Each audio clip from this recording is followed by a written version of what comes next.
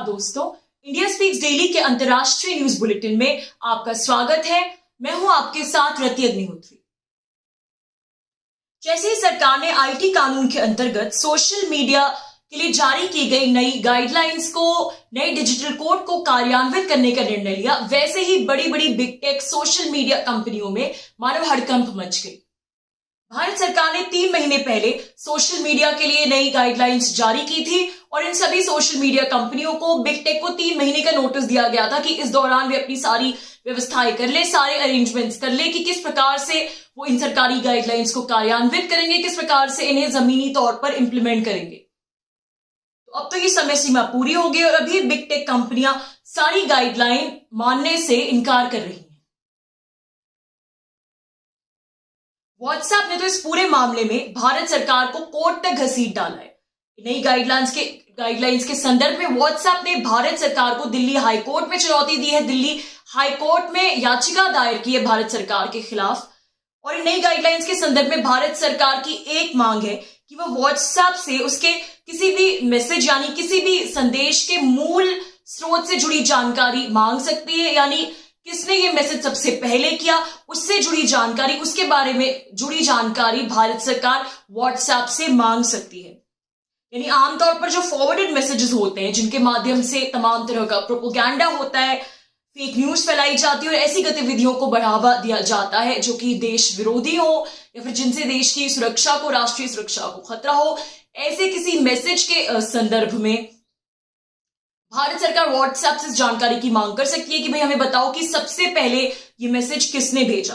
तो अब इस पर व्हाट्सएप ने दिल्ली हाई कोर्ट में भारत सरकार के खिलाफ याचिका दायर कर दी है और इसके खिलाफ सरकार को हाई कोर्ट में घसीट लिया, दिल्ली हाई कोर्ट में।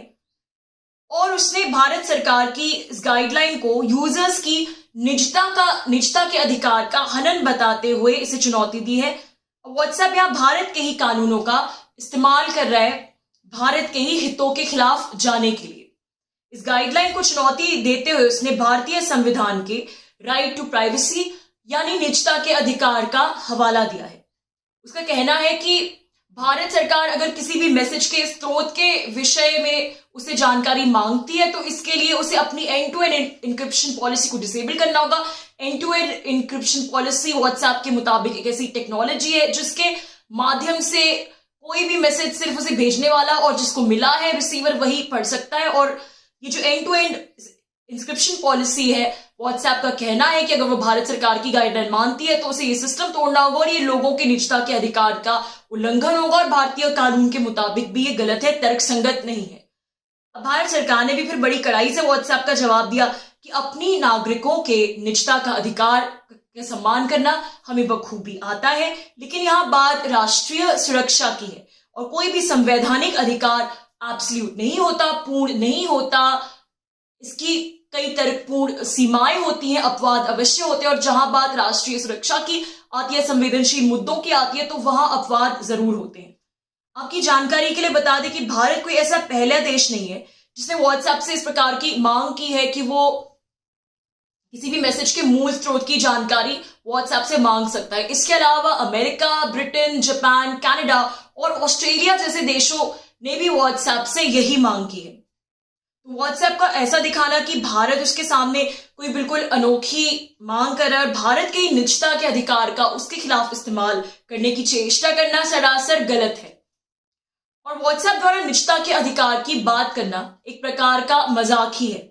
व्हाट्सएप की नई प्राइवेसी पॉलिसी, जिसके बारे में हम में से काफी लोग जानते हैं, उसको लेकर भारत सरकार और व्हाट्सएप के बीच में पहले से ही विवाद चल रहा है। दरअसल व्हाट्सएप की एक नई प्राइवेसी पॉलिसी है जिसके मुताबिक अगर व्हाट्सएप यूजर्स किसी बिजनेस के साथ इंटरेक्ट करते हैं व्हाट्सएप के माध्यम से, यानी मान लीजिए कोई भी बिजनेस अकाउंट है जो कि व्हाट्सएप के माध्यम से कोई प्रोडक्ट्स बेच रहा है, अपनी कोई सर्विसेज एडवर्टाइज करे, अगर आप एक आम यूजर भी हैं और अगर आप उसके साथ बातचीत करते हैं, उन सर्विसेज की खरीद फरोख्त के सिलसिले में आपकी किसी बिजनेस अकाउंट के साथ बातचीत होती है, तो वो जो बातचीत है वो फेसबुक पे वो बिजनेस अकाउंट अपनी एडवर्टाइजिंग के लिए उसका इस्तेमाल कर सकता है। अगर वो व्हाट्सएप के साथ रजिस्टर्ड हो, व्हाट्सएप उसे ऐसी अनुमति देती है, परमिशन देती है कि जो आप बिजनेस अकाउंट के साथ कोई बातचीत कर रहे हैं बिजनेस के पर्पज में, यानी कोई प्रोडक्ट से खरीद फरोख्त के सिलसिले में, आपकी उस कन्वर्सेशन को एडवर्टाइजिंग के लिए फेसबुक पे उसका इस्तेमाल हो सकता है आपकी उस इंफॉर्मेशन का, अगर वो बिजनेस अकाउंट जो है वो व्हाट्सएप के साथ रजिस्टर्ड है। तो ये अब यहाँ व्हाट्सएप ने भारत के यूजर्स और यूरोप के यूजर्स के बीच भेदभाव बरता है। यूरोप के यूजर्स के पास ऑप्शन है कि वो अगर चाहे तो इस व्हाट्सएप की नई प्राइवेसी पॉलिसी को माने, और अगर वो नहीं मानना चाहते तो उनके ऊपर कोई जोर जबरदस्ती नहीं है इसे स्वीकार करने की। अगर वो इससे मानने से इनकार भी कर देंगे तो उनके अकाउंट पर कोई फर्क नहीं पड़ेगा, उनका व्हाट्सएप अकाउंट जो होगा त्यों बना रहेगा। लेकिन व्हाट्सएप ने भारत को ये ऑप्शन नहीं दिया। भारत के यूजर्स के लिए उसने मैंडेटरी कर दिया कि उन्हें इस प्राइवेसी पॉलिसी को मानना ही मानना है। वो कई बार आपको नोटिफिकेशन भेजता रहेगा कि हमारी नई प्राइवेसी पॉलिसी, आप इसे रिव्यू करिए, इसे मानिए। और अगर आप फिर भी कुछ समय सीमा के बाद इसे नहीं मानेंगे तो व्हाट्सएप का कहना है कि आपके व्हाट्सएप के फीचर्स धीरे धीरे डिसेबल होना शुरू हो जाएंगे और फिर एक दिन पूरा अकाउंट उनका बंद कर दिया जाएगा भारतीय यूजर्स के लिए। तो ये जिस प्रकार का भेदभाव है ये भारतीय यूजर्स और यूरोपीय यूजर्स के बीच में, और दूसरी बात की ये तो सरासर गुंडागर्दी है बिग टेक द्वारा। यानी यदि कोई व्यक्ति नहीं चाहता कि उसकी जानकारी या उसकी कोई बातचीत, भले ही वो बिजनेस कन्वर्सेशन भी हो, वो बिजनेस एडवर्टाइजिंग के लिए फेसबुक पर शेयर हो, तो फिर व्हाट्सएप उसे धमकी दे रहा है कि या तो हमारी बात मानो, नहीं तो हम तुम्हारा अकाउंट धीरे धीरे डिसेबल कर देंगे। ये तो निजता के अधिकार का पूरी तरह हनन है। अब यहाँ पे व्हाट्सएप के दोगलेपन, उसके जो डबल स्टैंडर्ड्स है उनको आप देख सकते हैं कि खुद की प्राइवेसी पॉलिसी भारत में कार्यान्वित करते वक्त, लागू करते वक्त उसकी निजता की परिभाषा अलग है, और भारत सरकार जब मैसेज के स्रोत की, मूल स्रोत की जानकारी मांग रही है, और वो भी बहुत कम सिचुएशंस में मांग रही है, बहुत ही जो उसको ऐसी स्थितियां लगेंगी, ऐसा कोई बहुत ही ज्यादा मैसेज, कोई इस प्रकार का विवादास्पद मैसेज लगेगा तभी मांग रही है। जो लोगों की आमतौर पर बातचीत हो रही है उसमें कोई इंटरफेरेंस नहीं कर रही है भारत सरकार, तो वहां पे वो भारत सरकार को कोर्ट में घसीट रहा है। लेकिन खुद की नई प्राइवेसी पॉलिसी इंप्लीमेंट करते वक्त निजता का अधिकार पता नहीं कहां चला गया।